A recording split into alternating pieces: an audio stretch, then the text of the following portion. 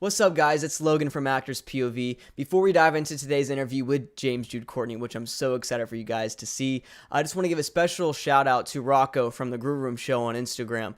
He was actually able to make this interview possible. He is incredible.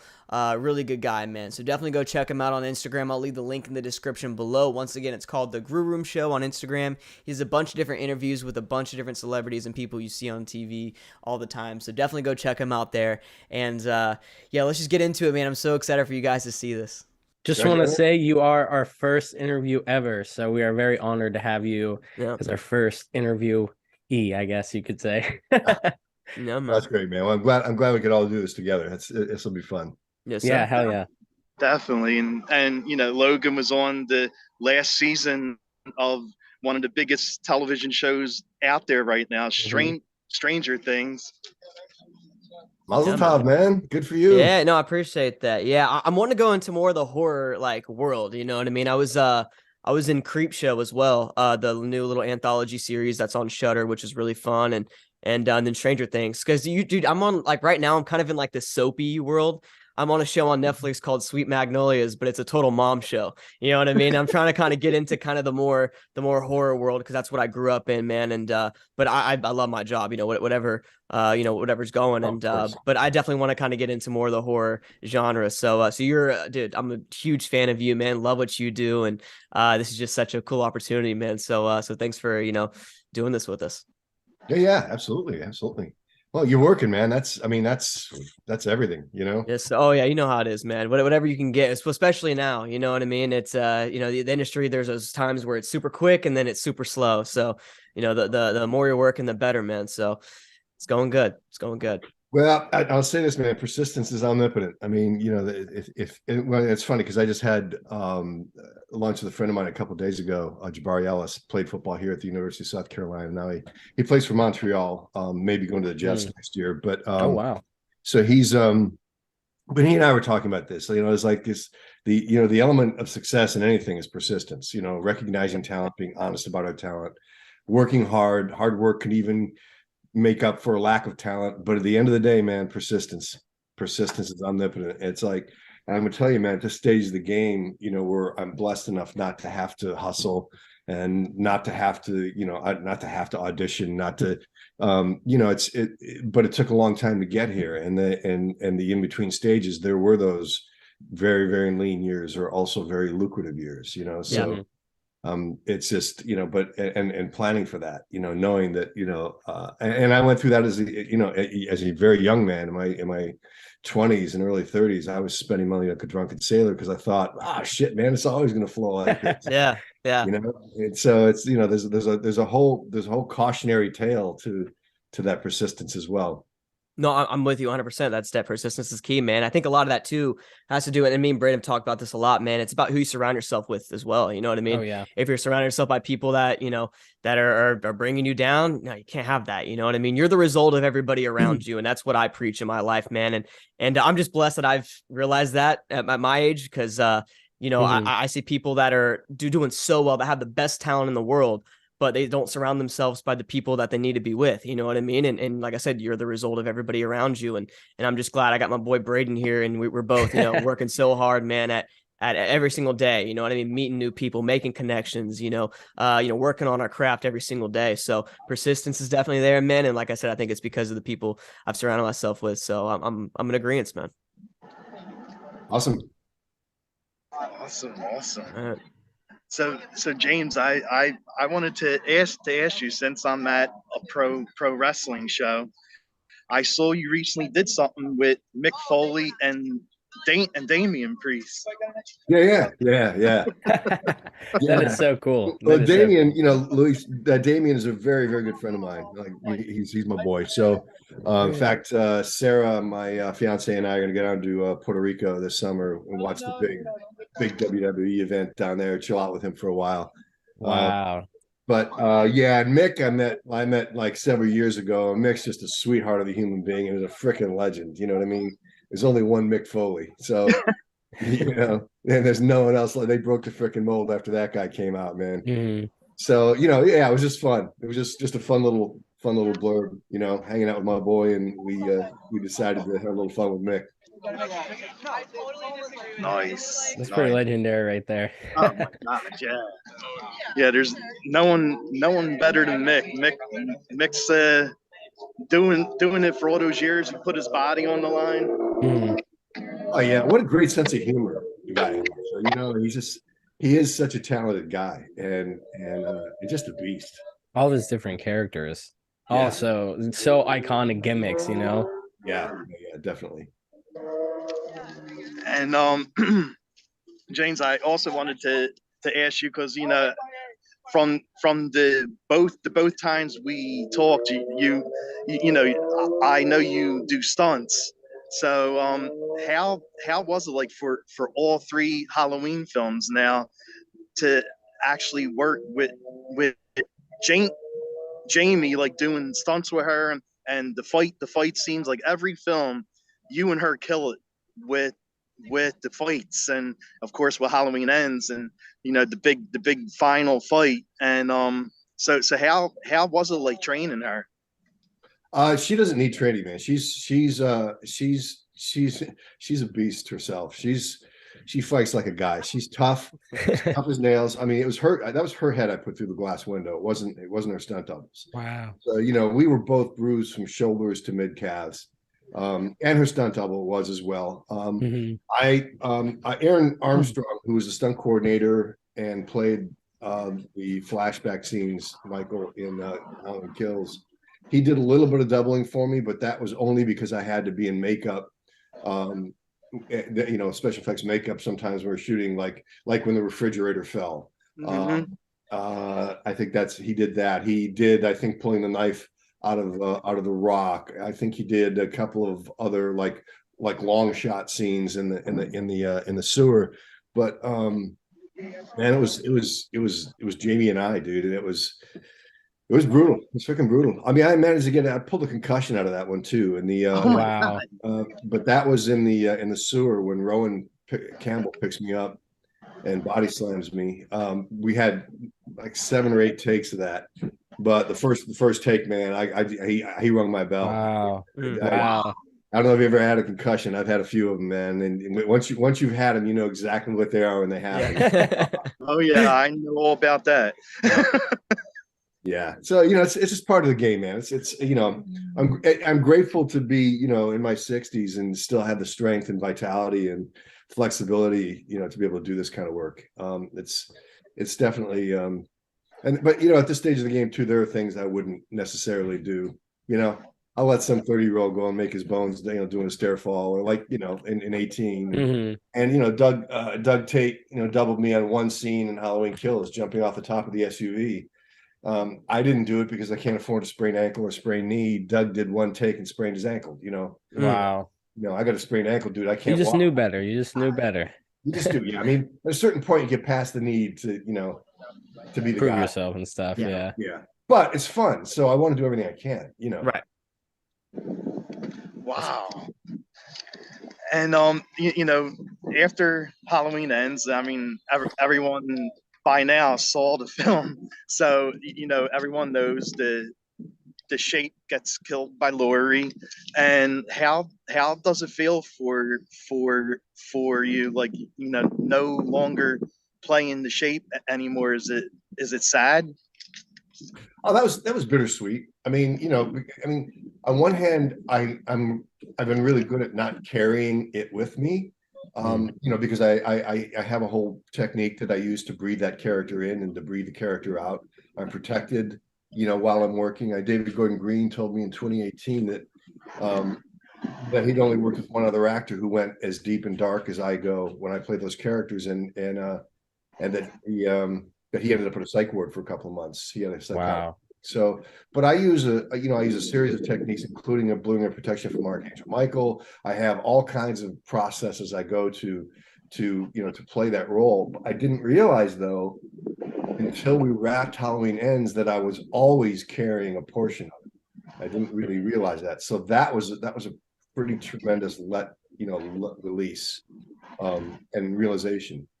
And so it's bittersweet. It's like, it's not often you get to work on 3 films with the exact same freaking people. Yeah, and exactly. all Yeah. people like I'm friends with these people, and I've made friends through the years in different movies and TV shows for sure, but never this many, man, where I like, Mhm.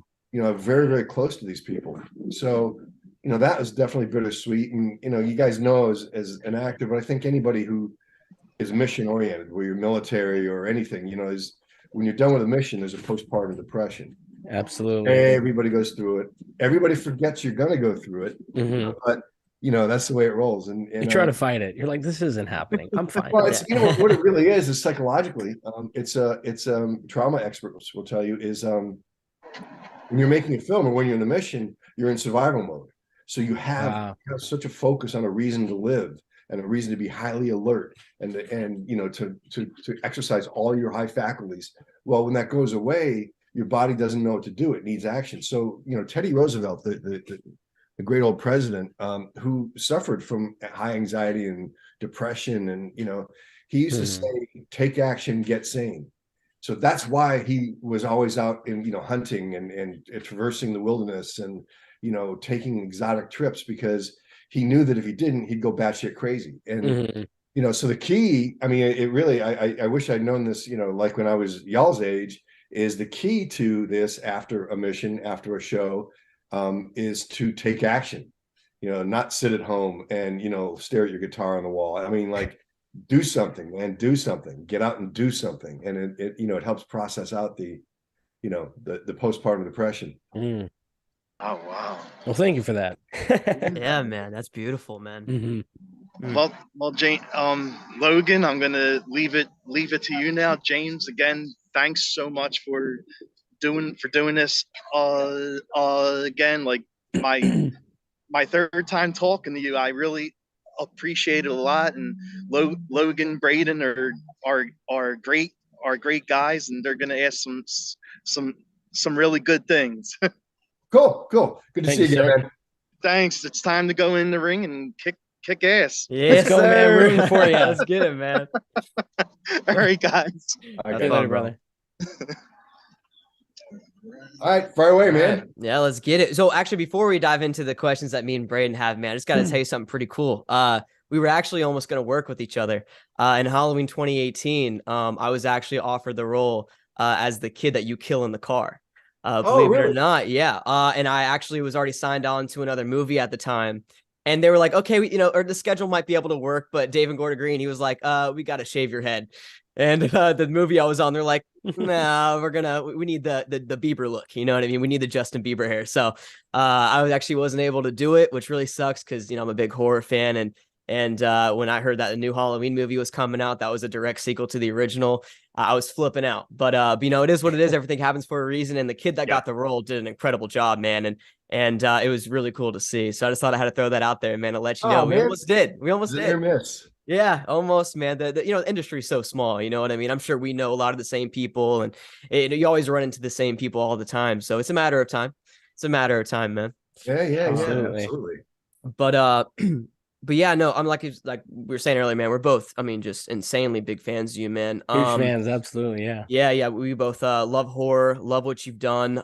You've already kind of touched on one of my questions, which was kind of how do you approach a character? And I've seen some of the different stuff you've done as well. You play a lot of the goons, you know what I mean? Those kind of characters. What's the difference, I think, between approaching a character like a goon and then approaching Michael Myers? Do you kind of have the same process when it comes to developing that character and getting into the mindset, or were they like severely different? I have the benefit of having had a private coach from the Royal Academy of Dramatic Art. I studied with Stella Adler. Stella Adler was Marlon Brando's coach. I have a lot of training, and going through those different methods, the methodology of different training perspectives. There's a lot of note taking, a lot of research, a lot of sometimes it's sort of a replacement theory where you're looking at the person you're doing your scene partner when you're going, you replace your mother, or you put your best friend, you put your girlfriend, put somebody in that body and you to emote. At this stage of the game, I do a technique that I was kind of interested to find out that Tom Hanks does. What I do is I I will get into I have some classic cars and I have motorcycles. I'll get in the back of a motorcycle, I'll get in a car and I'll just drive or ride and just let it wash over me. And then the images start to come to me and feelings start to come for me. The thing with this character though, which is so much different, was I was entering into playing a character that had already been established. And in our mythology, nothing existed between Halloween 1978 and Halloween 2018. So my job was to take what Nick Castle created and allow that to be the truth of the character, the truth of what was living inside of me, and then to come out through a body of a 63-year-old man who'd been in prison for 40 years. And then when they hired me, David Gordon Green was very specific.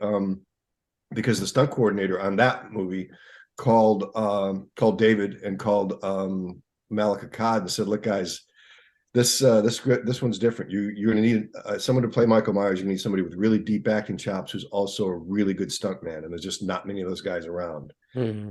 And David Gordon Green said, "Well, he's got to be 6'3", 200 pounds, and he's got to be in his 60s. Who do you know?" And basically they knew one guy, and that was me. So, so things are just meant to be. I mean, yeah, man. What I do is I watched before I went down to meet David. I went down. I watched the 1978 version one time, and there's a great old character actor named Ted Knight. I met him when I first moved out to Hollywood. He was in the Mary Tyler Moore Show, Caddyshack, like just he'd done a bunch of cool shit.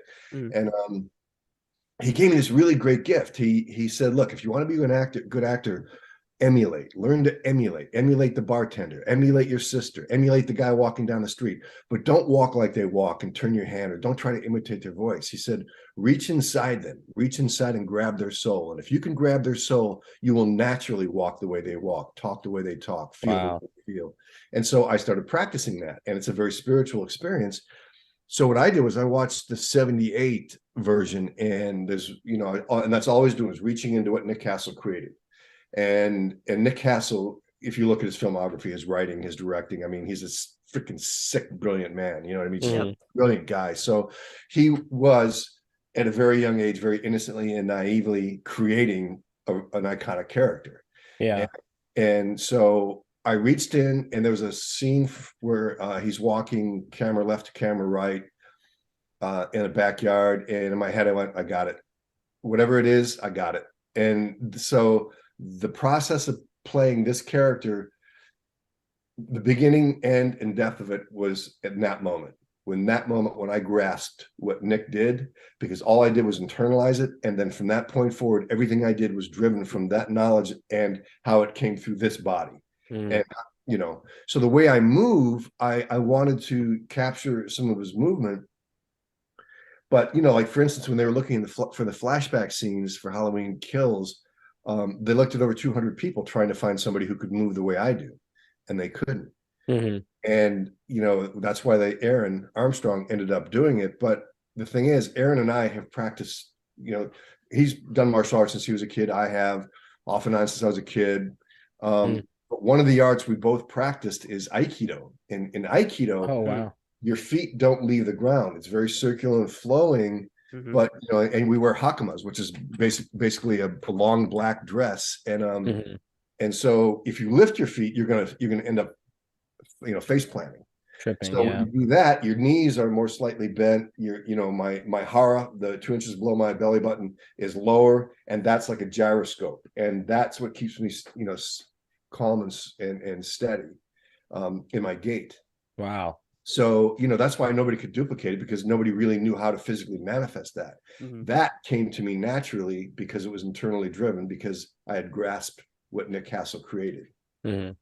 Wow. That's incredible. No, I mean, yeah, Aaron Armstrong, man, he killed it. I remember watching the flashback, and like every other Halloween fan, I love the original, man. And when I love David Gordon Green, I have full trust in him. But, every time you kind of play around with the original 1978 Night, everybody gets a little nervous, you know what I mean? But dude, he did an incredible job with it. I thought Aaron Armstrong did just like you said, he didn't try it, just like you didn't try to you didn't try to recreate it. You know what I mean? You did your own version of it. And that's with any type of acting as well. You know what I mean? When you do a character, you don't try to, or if you do a character that's already been played, you don't try to do the same exact thing. You got to put a little bit of yourself into it. And if you don't do that, that emotion, that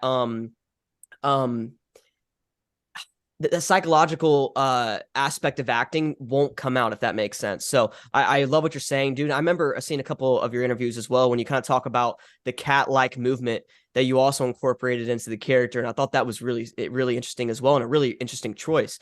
So what kind of led you to the cat thing? What kind of brought you to that place? Well, the thing is when you move the way I'm moving and you're a predator, I've watched my cat Parsifal was the cat I had studied so much. He was 23 when he passed away. Wow. Right after we finished Halloween Ends. And in fact, he was getting really, really sick. He was with me in Savannah. And Sarah was having to bring him back every week to the vet. He was failing. But he was old, But the day we did the fight scene and the day I died in the actually shooting, all of a sudden, Parsifal, my cat, went from being super, super sick to like Kung Fu Kitty. Like he was just all over the furniture, over just going nuts and crazy. And Sarah, when I got back to the house that we were renting in Savannah, she was like, "What did you guys shoot today? Because Parsifal has just gone fucking nuts." And it was the death scene. It was all the fighting and the death stuff. So he was very spiritually, connected to me. And in terms of movement, if you watch a cat in the grass, and they're stalking prey and they're moving, you'll see them move and they'll freeze, and then they'll slowly, every muscle, every fiber in that cat's being is alive. That's the way I feel when I'm just walking down the street as Michael Myers, let alone when I'm fighting and killing. I mean, every muscle, every supporting muscle I'm aware of, I'm alive. My skin is alive. Everything is alive and in complete control of everything I'm doing. So very much like a cat. That's incredible. That's so interesting, man. I love that. That's awesome. And if you don't mind, I wanted to touch up. Watching some of your other interviews, you already brought this up, but you're training with Stella Adler and in the Royal Academy of the Dramatic Arts. Were there any processes and theories and techniques that obviously you do still live with today, but what did you bring to the role of the Shape, like that you could have probably learned way back when, and that you still emulate today in your craft with every role you approach? And pretty much what your approach is with these techniques and how they were, if they still apply to you today.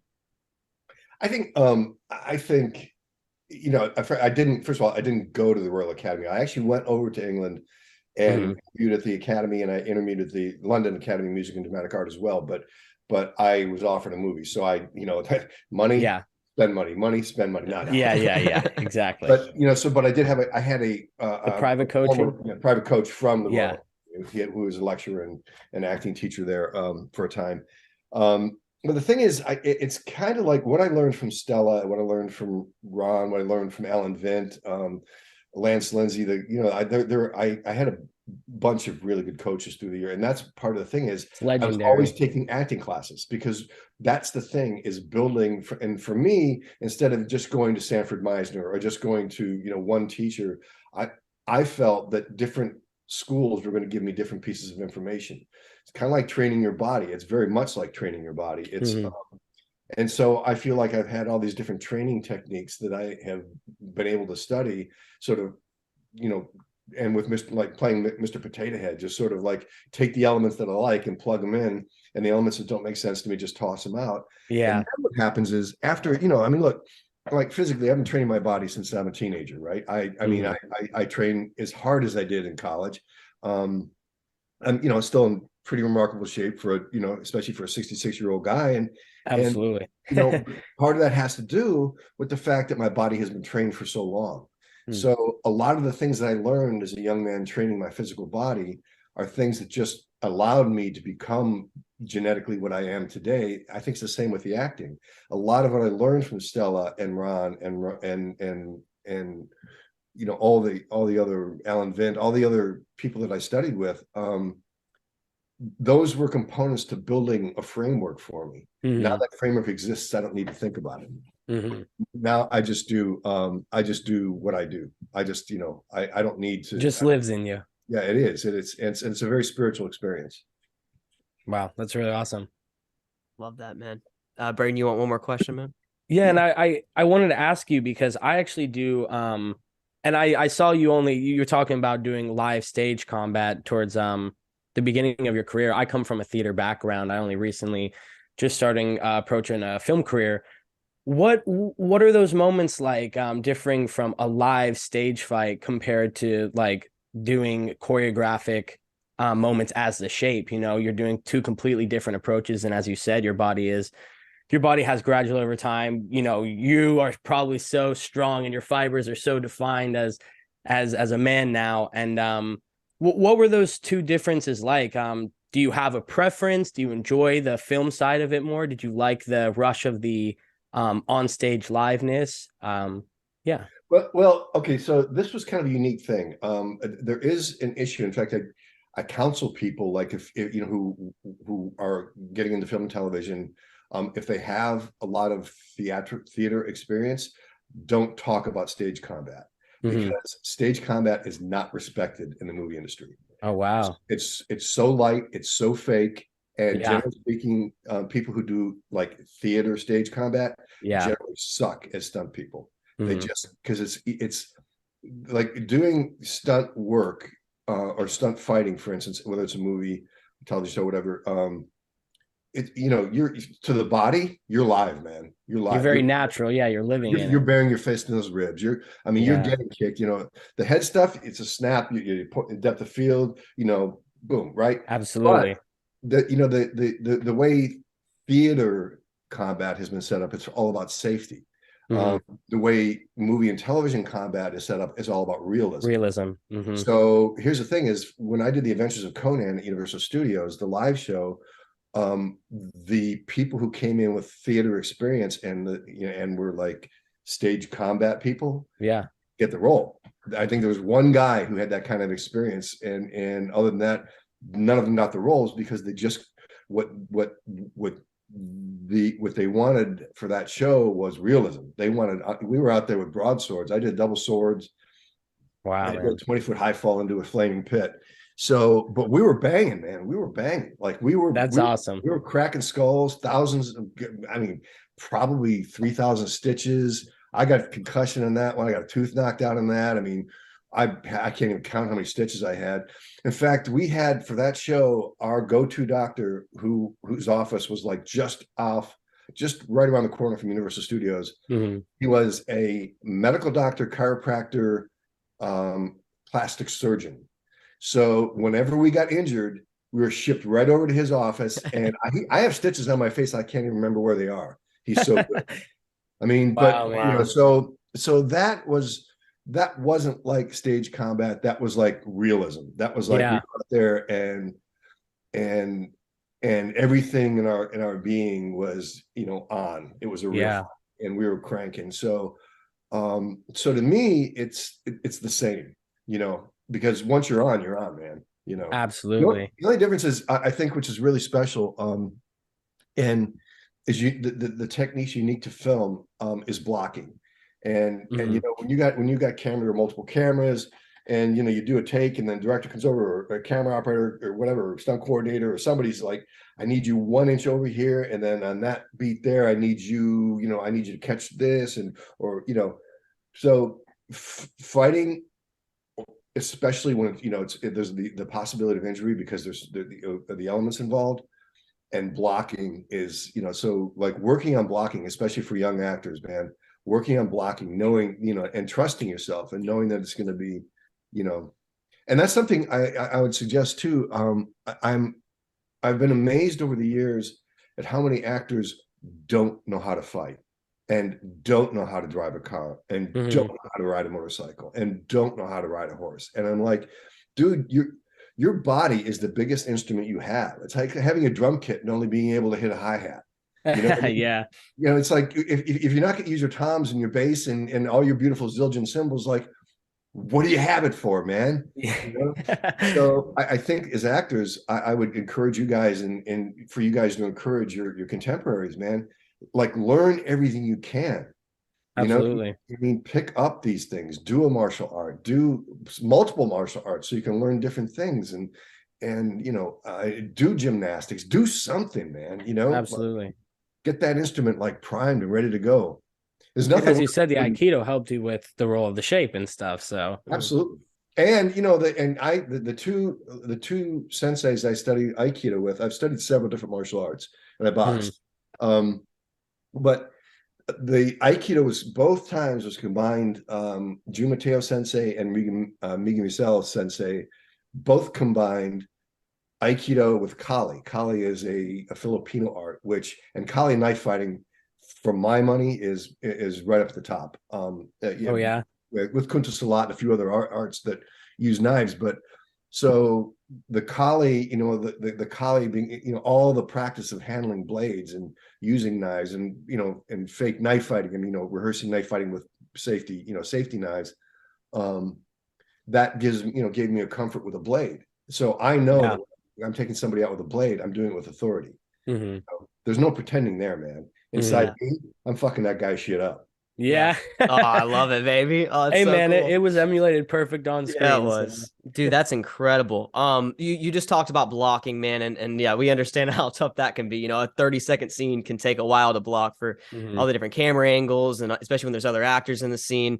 One of my favorite scenes of the entire Halloween franchise, man, was like the 3-minute long one take scene or the one shot scene in Halloween 2018, where you go to the little shed in the back, you walk in with the hammer, you kill the lady, go outside, and then kill the lady through with the knife through the neck at the end.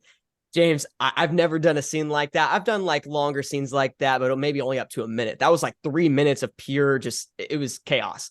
A cinematic masterpiece. That's what I'm saying, dude. How was the blocking with that? Like, how I'm assuming it took a couple days, right, to really figure all that out. One whole night to rehearse it, and we did 9 takes. And even as we started it, we at Stuart Cantrell is the Steadicam operator that I worked with. Very good athlete. In fact, it's funny. I'm producing a film now that I just got in touch with him because I want to use him to shoot the live action, the soccer and car crash and fighting and stuff, because he's so. But anyway, so what happened was, even as we rehearsed it, David and you know, producers, everybody just were like, nah, we're gonna have to stitch this together with CGI. I mean, it was just so difficult because you know, as complicated as all that blocking was, you have two of us there, Stewie and myself, and we had to dance around each other, and we had to hit marks, except the marks weren't there because since we're coming and going, we couldn't leave marks on the you know, on the concrete or in the porch, you know. So we would do a take, and this is the kind of direction we'd get. David would come over and go, okay, guys, when you get down here, Shape, I need you right here, and Stewie, I think he needs to be a little bit behind him. And then when you guys go around, what I need, Stewie, is for you to come around and Shape. What I need is, and you know, so he kept fine-tuning and fine-tuning and fine-tuning. And finally, I think it was the 8th take. Dave comes running across the thing. He goes, "We fucking got it, man!" he gives me a big hug, and you know, David's about up to tear on me, and he gives me a big hug, and it was like, he was like, "I didn't think we could do it, man, but we did it. We fucking nailed it, man." And we did one more for good luck, and that's awesome. Made it a day, yeah. You know, it's very much like, I equate this to again, there's a reason why actors need to explore all the athletic possibilities they can, because this is our instrument. I have 6 younger brothers, and even as we got older, we could still play basketball or, you know, flag football with guys who were like NCAA Division I athletes, you know, and because we had a bunch of bike shops, and so triathletes and track and field and football, and you know, like a lot of guys worked for my brothers, and these were all guys that were much younger than us. But we could go out there, my brothers and I, and we could whip the shit out of them on a basketball court, or even flag football, because I always knew if I had the ball, I knew my brother Bill was going to be there at about 1, 2, boom. You know what I mean? I didn't need to look. That's the kind of relationship Stuart and I worked out together, where we became so. It's like instinctual. Yeah. we just knew I we were love just that. flowing, man. And it was That's just, awesome. I mean, it's, yeah. Dude, Steadicam ops, man, I'd have like a whole level of respect for them, dude. I mean, Uh-huh. that's not easy to do. And like you said, I mean, the actor, you have to hit marks, but they got to hit marks too, man. And then they hear a different direction than what the actor's hearing, and it can be really confusing, man. So that those it has to be a lot of good communication going on. You know what I mean? And yeah, that's just one of my favorite scenes, dude. I had to ask you about it because every time I watch it, bro, I just get so hyped, man. It's beautifully done, and I think that being in the industry, you just respect it in a whole different light. You know what I mean? Oh So yeah. Mhm. so fantastic work there, man. That was Thanks. incredible. Well, I'm proud of the work I did. Even more proud of what Stewie did, man, because Yeah, he's carrying that freaking big ass rig, and through a house, multiple houses. yeah, Yeah, yeah, it's yeah. crazy, man. Awesome stuff. Yeah, following up on that, I wanted to ask you, as an actor with such a long, well done, uh, filled through career, you've done roles as big as Michael Myers in The Shape, and you've done your realms of stunt coordination where you could practically steal Tom Cruise's job at this point. Where do you think your favorite role aligns? Is there a dream role that you have? Have you already been in it yet, or is there still something you're chasing for as a role that you feel like you have a little bit of aspiration? You're like, man, I need to do this part.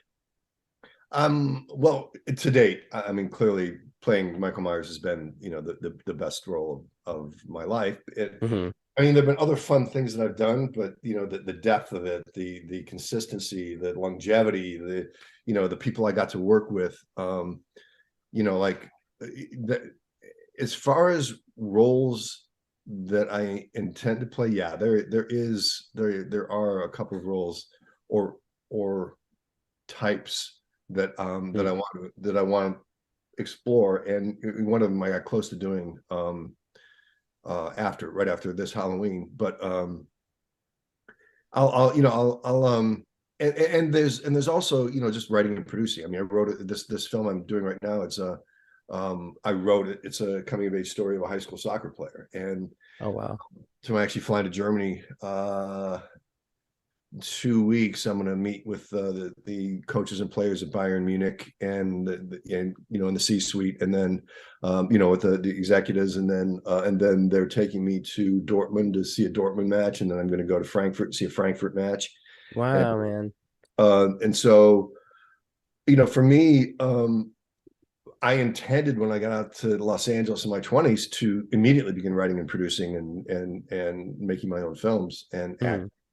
The simple truth is getting your own film made is a minor freaking miracle. So I'm really focused right now. I will play a small role in this film, but I'll be second unit directing the action, and lots and lots of soccer, car crash fights, all that stuff. That's super cool. And then after that, there's a script that a friend of mine wrote that has a character very sort of Charles Bronson, Liam Neeson-ish revenge sort of action anti-hero with a horror twist. So I had almost put that together, then other things happened, and so that's sort of the next place I may go.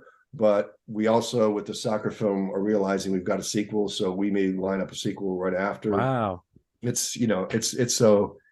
I mean, you guys know this, and you'll know it more and more. Is that's the funny thing about this life, is we just don't know what's around the next corner. It's Absolutely. true, man. It's Never not know, like we go to the man. same office every day, and yeah. So, we make our plans, and then the universe fills it in the blanks, I think, is what it is. 100%, man. Dead on. And one of my last questions here, bro. I'm really into these movies, and I love watching the deleted scenes and scenes that never made it up. Whether it maybe just didn't fit in because of a runtime issue or pacing, whatever it may be. I'm really into my favorite deleted scene out of the Halloween trilogy was when Allison jogs up and sees the dog hanging from the tree. Little callback to the 1978 Halloween. Love to see that. Do you have a favorite delete, maybe a scene that didn't make it to the final cut out of one of these three films that you really enjoyed? I do, and you haven't seen it. because it was the Oh. original ending for 2018. Oh, And, that's what we want, man. the original ending. What? And when after we shot it, it was one of the most profoundly beautiful experiences of my career.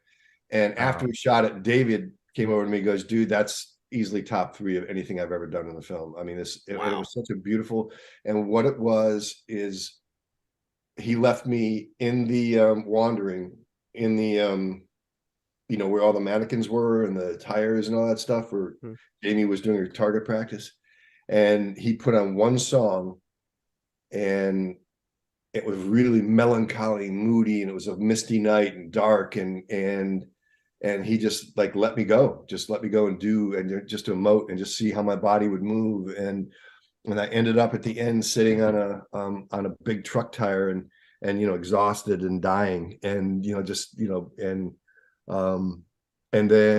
I'm at the end, my head was down, the song ended, David said cut, and then all of a sudden I heard applause, and the entire cast and crew was around me. I didn't even know it. They were all around. 75 fucking people were, just around me and all applauding. And it was so moving. It was so profoundly moving. And, and David created that. But that's what David does. David creates these mystical places to exist in as a performer. And for everybody, really. He creates this really magical space and then allows you to fill it. Yeah. And, no, dude. Even with the audition and callback that I did for the role that I almost got on Halloween 2018, dude. He literally gave me like a little bit of a script and said, dude, just you're in a car going somewhere, you hit something, have fun with it. And I was like, this is great. I love this. So he kind of just gave me some stuff to play with, man. And it's such a good guy, and his artistic direction, and also.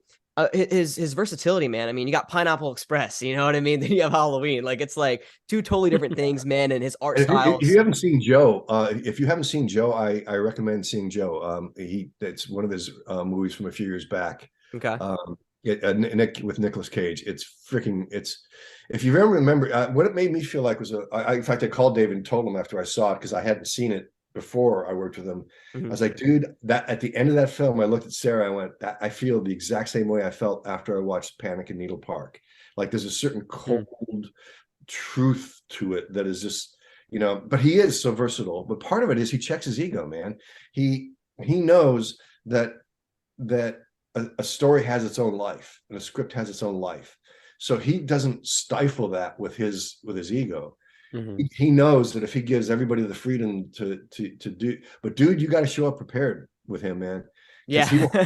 He does not suffer fools gladly, dude. He's not there to fuck around. I mean, he will, he'll boot somebody in a heartbeat if they're not doing their job. So, but dude, I mean, really, when you have that kind of money on the line and everybody has worked so hard to be there, someone's going to come in and fuck it up by being a jackass and not doing their work? No, absolutely. No. I don't blame him. I don't blame him. I tell you this, man, is like, and I think this is really important for young actors too. And actors as stunt people.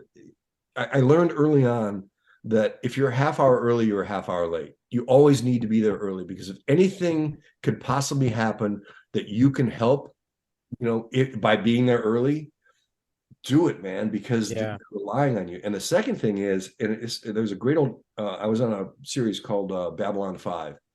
And right at the beginning of the series, a great old stunt coordinator named Eric Cord. I was in my dressing room, but the door was open. It was summer. I just finished changing out a wardrobe. I folded my wardrobe up and was putting it on the couch. And he walks by and he backs up and goes, "Hey, Courtney." He goes, "Wardrobe's here before you get here, and wardrobe is here after you leave.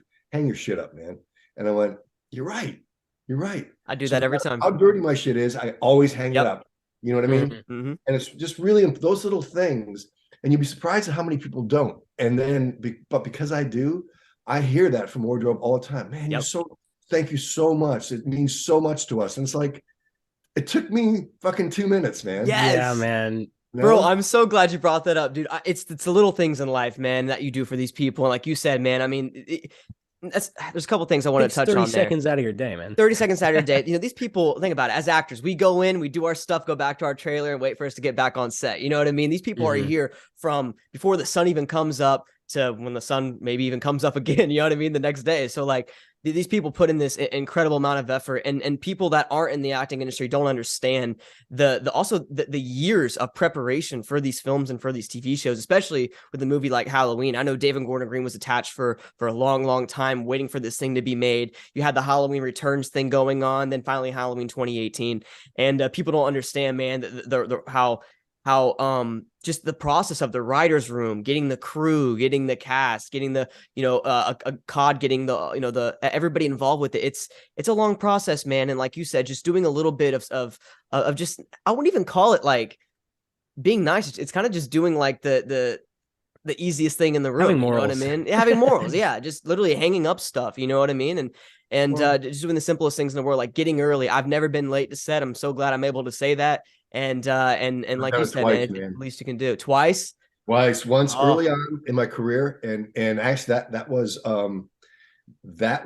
when I was doing that live show Conan, and the show captain, my car broke down. I had a little Fiat convertible. Car broke down. I pushed it into a gas station, and I got on a payphone because we didn't have cell phones. I got a payphone. I called the dressing room. I said, "Hey man, my car broke down. Call my understudy, have him come in." And he goes, "Fuck you." I'm like, "What?" He goes, "Fuck you.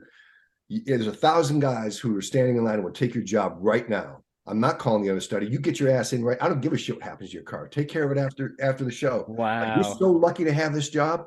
And he's right. I mean, yeah, I did win the role, but there were 1,000, probably 10,000 guys who would have taken that position. And so I was late, but I made it in time to make it on stage. I missed the morning rehearsal, but I made it to stage. And then the second time was on Halloween Ends, and I was just brutalized, man, and we were exhausted, and I slept right through my alarm, and Sarah was off, walking the dog, and I just completely slept. And then finally I woke up and I realized I was late. I was like an hour late, and that fucked everything up because I had to go into special effects makeup for 4 hours, and it just threw everything off. And I was pushed the whole schedule. I was just mortified, man, because and David didn't get mad. He was upset, but he wasn't mad at me. He knows things can happen, but I felt I just couldn't have been more mortified. Well, you also had a good reputation for, 2 movies previous to that. So he understood, but I get it, man. Yeah. The feeling you get, also even just kind of like screwing up a take or something, you know what I mean? It sucks, but you just got to keep moving forward. You know what I mean? Well, that's screwing up a take thing. Like, sometimes you're fingering stuff out, like with Steadicam in Halloween Ends, there's one tracking shot where they get me coming into the house. Yep. But with the logistics of the Steadicam, we just couldn't get it right, and I was too crowded, so I was having to step as opposed to being able to move the way I moved. But finally, I was just really unhappy with every take, and finally I knew what I needed, and so like on the table, that's when I take over, and I just go, and I've done this several times in each one of the movies where I do something, I'm not happy with it, and immediately I'd go, going again, like right now, let's go again. And David always lets the actor do that. If you want to go again, man, fucking go. And every time I've done that, I've nailed it, because something inside me goes, oh, now I know what I need. And then I'm walking with the stage. Okay, this is what I need from you, man. We're boom, boom, boom, boom. We do the take, we nail it. Yep. Just playing with your environment. That's something I figured out. And that's what the blocking rehearsals for. You know what I mean? Like a lot of people don't understand too, that first script you get is usually totally different from the final Right. result. You know what I mean? Depending, dude, you can be at like a whole different side of the room by the end of it, and there's so many different aspects to it. And that's what makes our job so great. Like you said, the unexpected. It's so exciting every day. You never know what's in store. And that's what I love what I do, man. And James, I'm with you 100% on that, man. That's incredible. Yeah, man, it's fun. It's I mean, like, it's so funny at this age. I've got so many people in my life are retiring, right? They've worked as attorneys or executives or whatever they're doing, and people in my family. I'm like, dude, at 66, I am not going to freaking retire. This is too much fun. Are you kidding? Yeah, man. Yeah. Well, it's great to hear. You found what you love. It's crazy. Well, I'll tell you this though, man. Sarah, my partner, she did a beautiful comic book called Rewriting Extinction. She is one of the writers, one of the editors, produced it with one other guy. I mean, it's monumental, really. But she worked with Taika Waititi, Jane Goodall, Dame Judi Dench, Patrick Stewart, Ricky Gervais. So each comic is a is a fundraiser to save one of the million species that are going extinct over the next 10 years. Wow. They've already saved 625 species. It's called Rewriting Extinction. And, I really encourage people to like look at it, because it's really a beautiful, beautiful piece. But the thing is, she spent 2 years producing this. She is co-producing this soccer film with me. And she's kind of getting a taste of what it takes to make a film. And man, the moving parts to get a film made are it's just insanity. It's insanity. You have to be insane to even try it, you know? So so she's accomplished something, and now she's realizing, oh my God, this is just a whole other freaking level. In fact, if I'm not mistaken, I don't know specifics of it, but Adam McKay and Leo DiCaprio are going to do an animated series of Rewriting Extinction. So they're taking this comic. Yeah, and they're running with it because it's right up Leo DiCaprio's, right. His environmentalist. Yeah. So, but yeah, man, it's and that's the thing too. With I would recommend, it's a different world you guys live in than where I live. I lived in the 80s when I started. I mean, we were past the studio system, but there was still kind of a system. And you developed relationships with people who nurtured you. 80% of the work I got was through somebody I knew, even though I had a manager and an agent and an attorney and an accountant. It was personal relationships. And now, because of streaming, because there's so many disparate parts, you really can't develop the kinds of relationships, and sometimes not even make the kind of money that we made back in the day. So what I would really encourage, the younger and even middle-aged, man, I mean, do your own shit. What you guys are doing, man. Get your faces out there, work on your craft, shoot stuff. You've got the technology now, man. Get out and do it, practice, work. There's nothing lost in creating a new piece. There's nothing lost, Yeah, we've been talking about it actually. That's Dude, you are a awesome great motivational speaker. I was gonna tell you that, man. They need to put you up on stage here. That's what I'm saying. Give me a microphone. Awesome. Yeah. Well, actually, it's funny. That's kind of the next phase too, man. Is because I really see this, like doing conventions, and playing these characters. I've really come to understand that doing what we do is something of a healing ministry, because people, I mean, life is tough, man. Life is not easy. And for some people, it's freaking hard. Yeah. I've met easily 20,000 fans, over these 4 or 5 years. I mean, so, and done easily 100 and some odd radio, television, podcast, newspaper, magazine, maybe even in the hundreds. I don't even know. And so, what I've discovered is the impact of doing something that the fans love is, the import of that is taking them out of whatever their life is dealing them right then. And so, that's right, buddy. So, and so what we're doing, and it gives me impetus to do it well, is we're bringing healing to people who need to get outside of themselves for a half an hour or 2 hours, or escape. Yeah, man. And then hopefully, like David Gordon Green is a very socially conscious guy. Danny McBride, they're very socially conscious. So you look at the things that they comment on in their movies. My soccer film is definitely it's a very socially conscious movie. And there's a lot of things that teenagers and families deal with in this world. So I think the understanding is that we're bringing something to society. We're contributing to society. We're not just a bunch of idiots, playing like kids in front of a camera. Yeah. The importance of that is, for us to lead lives of integrity, and to lead a life of integrity while we're working, showing up for the director, showing up for the camera person. Dude, one of the first things I learned to do was when you're working on a show, you don't know the camera operators yet, go up and introduce yourself to the director of photography, introduce yourself to the operator, and say to the operator, if there's anything you need, just let me know. Because the operator will always, man, and this happens so many times, the operator go, hey, man, if you catch your light just a little bit over here on this next take, your eyes are going to pop, and they'll tell you things. An operator will tell you things that nobody else will tell you. So it's little things that are going to make your performance all that much better. You know what I mean? There you go. It's beautiful. I'm with you. Yep, 100% every time. Wise words from a wise man here. I Yes, do sir. have one final question for you Okay. because you've been unpacking all of the knowledge on us and so much. I wanted to say for the young actors, if you had one thing that you could have known when you were first starting out, that you incorporate in your everyday life and your work today, what would that be? I know we've already unpacked a lot, but if there was one in specific, what would that be? That would be the inner work. That would be breath work.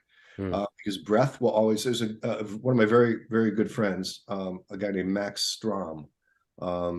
He teaches breathing. He travels the world teaching breathing, but it took him a long time to get to this place. He was playing football, was being scouted in high school already. He was being scouted by the NFL because he wears a size 19 boot. He's a big kid. God. Big dude, right? Yeah. So, Wow. but he knocked out a kid playing a quarterback, and he knocked the kid out. Kid took 3 days to wake up. So Max picked up a guitar and started playing music. He had 2 number 2 hits. Stevie Ray Vaughan opened for him. Chris Isaac opened for him. Then he went, I don't like this anymore. He wrote 9 movies, Best of the Best, Best of the Best 2, American Yakuza, which was Viggo Mortensen's first, starring role. And then he went, I don't like doing this anymore. I'm gonna be a yoga teacher. So he started teaching yoga in my living room. He was a tremendous asset to me as a friend when I really started focusing on writing. But now he teaches breathing. And as Max went through that genesis as my friend, and I've known him all these years, and we used to train together. We used to sword fight together. Weight training. The guy could throw 500 pounds like it was nothing. The guy is scary on a bench press. But when we started getting into breathing is when I realized, and this is the secret of my playing Michael Myers, the character, doing breath work, breathing exercises. So I would encourage you guys to, your fans, and especially young actors, to go to Max Strom, MAXSTROM.com. It's simple, but man, those breathing techniques will take you to a place where you're so grounded, so centered. That's a technique that you can use when because not every day is going to be a good day in front of a camera. Absolutely. Some days, that's true. right? You're just going to you're going to stink up the screen, man. But if you can go back to your breathing techniques, if you can go back to that place, it'll take you right down inside. Then you will always be able to give the director what he needs, to give the camera guy what he needs, to give your scene partner what they need. So I wish I'd have known that at fucking 15 years old. As a young athlete, I wish I'd have known that. As a young say it emulates in all aspects of life. Absolutely. And it's, if you think about it, the whole thing about breath, in Genesis, Genesis opens up with, in the beginning was the word. All right. Now there's a lot of coding in ancient texts, whether it be Sanskrit or the Bible or whatever. But in the beginning was the word. Well, what's the word carried on? Breath. Breath is the most powerful thing that we can do for ourselves, is mastering our breath. Because when we master our breath, we master our sympathetic and parasympathetic nervous systems. We control fight or fright. We control anger. We control fear. We control everything. So that would be it. And I can't overemphasize the importance of breath. Wow, that's awesome. And I know like cold plunges help with that specifically, correct? Absolutely, I do them, man. I do a sauna, breathing, cold plunge. You're right up our alley, James. We love our sauna. That's awesome, man. bro. It's one of the secrets, the elixirs of life, man. Yeah. And I really like that spiritual connection that you've been talking about a lot, that I can see, like, it relates to your characters and just who you are as a human in life. I very much try to look at life in a very similar way. So it's very inspiring and wise just to hear all of this. And it's like, yeah, man, this all makes sense. So, well, okay. So for instance, a lot of people have said to me, well, you play Michael Myers, he's pure evil. He's, even Jamie, the times she's called me and we get kind of on a roll. She has said over and over, you're playing pure evil, but I don't argue with that with anybody, because that's their perception. They're allowed to have that perception. My perception is not that. My perception is that I am living in a 5D universe, right? That where we're in a malleable 5D universe. I am doing what I do because that's who I am. You don't judge a cat for killing a mouse. You don't judge a shark for killing, attacking a fish, or a baby seal. I mean, this is what I do because it was what I was born to do. And so in that understanding, that lack of judgment of the character, because I think once we get into judging the character that we're playing, we're hobbling ourselves automatically. Mm-hmm. We're judging ourselves, and that's not going to work. Immediately takes the realism and the life of it away. Yeah, you got to be, man. And like Jimmy Cagney, who was one of my all-time favorite actors, said it best. He said, the key to acting is standing at 2 feet and telling the truth. You've got to live in truth. If you're pretending and lying to the audience, guess what? The audience knows. Mm-hmm. It's like, when your mom lies to you and says there's no cookies in the cookie jar. You know what I mean? Everybody knows when someone's lying. Yeah. We're like, damn it, I knew she was lying, Should have known better. Right. I mean, that's wow. No, that's beautiful, dude. I mean, I don't really have much to add on to that. You kind of hit every point, dude. That was beautiful. Brayden, do you have any other questions? I'm good. No, yeah, man. It was a pleasure talking to you. Honestly, we're huge fans, and aside from actor, you're an amazing human, and it's great to talk to. And thank you just for not only the questions but the wisdom. I enjoyed our conversation and getting the knowledge, especially as we're upcoming and our fans who come from, like you said, 2 different points of our careers, and people who are watching from all aspects. I know they greatly appreciate the things you said, and I'm even thinking about things and looking at things different. I'm like, wow, man, like he said that is so different. I want to start using things like that in my, not even just work, but daily life. So I do appreciate that and appreciate you, man. Oh, thank you. Same, guys. Yeah, good luck, man. It's just keep swinging. Yes, sir. Yes, sir. We really appreciate looking forward to seeing that film, man. And that too. Yeah. My family's from Germany. My grandfather played soccer in Germany. My dad was Division II. Yeah. Oh, awesome, man. Yeah. So it actually, when you were saying that, I was like, what? But I didn't want to sidetrack too much. But yeah. Yeah. Well, as each step becomes permanent, that's when we'll release information.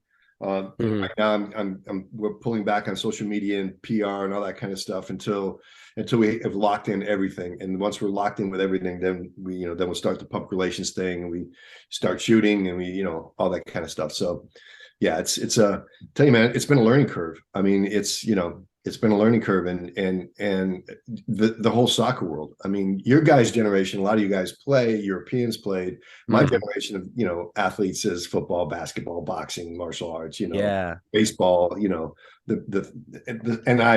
American football for me will always be my favorite sport to play and to watch, for me. No, I'm in agreement right there. Same way. Yeah. We're all in agreement there. Yep. If you can't hit somebody, why do it? You know what I mean? Yeah, there you go, man. There you go. But I am gaining so much respect. I mean, my nephews have played on state and national championship soccer teams, club soccer, high school soccer, but also state and national champion wrestling and rugby, and they're all very good athletes. But no one played football. I mean, one is playing American football now, but because of that, I got to see a lot of soccer. And now that I'm on this level, my tech advisor is the former University of South Carolina soccer coach who's now with Major League Soccer. He's with MLS. Oh, wow. So he's really helping me understand the game even more deeply. We're diagramming plays. The next step for us is looking at tons of footage, which is going to take me even deeper into that world. And he was like 4-time coach of the year, like NCAA coach of the year, something like that. The guy knows, he knows the game. You know what I mean? Yeah. Yeah, man. And then getting over to meet the Germans, man, that's just going to be freaking sick. That sounds awesome. Yeah, no, hey, well, I'm looking forward to meeting like Oliver Kahn, like he's the head of Bayern Munich now, but he was the great goalkeeper and, back in the day. And yeah. And now that I know enough about it, watching the difference between like college and MLS and Premier and Bundesliga, and seeing how fast the Europeans are, like, holy shit, they're crazy, man. It's scary, man. Yeah, it's beautiful. Guys, thanks so much, man. I appreciate this. Be sure to have, let me know, or when you guys have a completed project, we'll or tag me and we'll tag, we'll tag team or whatever. We'll somehow get the awareness out. Sounds Heck good, yeah, man. man. And listen, we'll get in contact with you, and when you get the PR stuff going with the one project, and we'll definitely have another conversation about that, man. Because obviously, a big We'd project love for to have you you. back on, of Super course. passionate, so we'll definitely do that, man. All right. Sorry, dog's playing the guitar. You're good. Yeah, man. That'll definitely be. We'll do it. We'll definitely do it. All righty, man. Well, you have a good one. Thank you so much. Have a great Easter. All right. Thank Yes, you. sir. Happy Easter.